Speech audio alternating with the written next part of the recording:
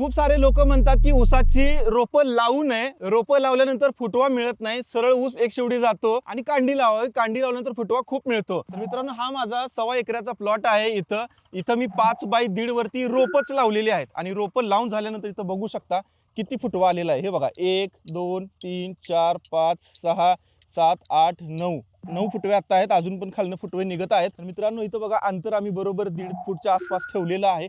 बरोबर सेम अंतर तुम्हाला दिसणार, अजिबात फरक दिसणार नाही. ड्रिप इरिगेशन पण आम्ही इनलाईन 4 लिटरची टाकलेली आहे. थोडी हेवी सॉइल आमची इथं आहे म्हणून. तर मित्रांनो, तुम्ही जर रोपं लावत असाल तर तुम्हाला खताचं नियोजन चांगलं करायला पाहिजे. रोप लावलंय आणि त्याचा सोडून दिले विषय, तसं नाही करायला पाहिजे. फॉस्फरसची मात्रा, नायट्रोजनची मात्रा, पोटॅशची मात्रा हे तुम्हाला बरोबर ठेवायला पाहिजे. मग तुम्हाला फुटवे मिळतील. आणि ह्या फुटव्यानंतर जे हा मेन फुटवा असतो, ह्याला जेटाकोम म्हणतात.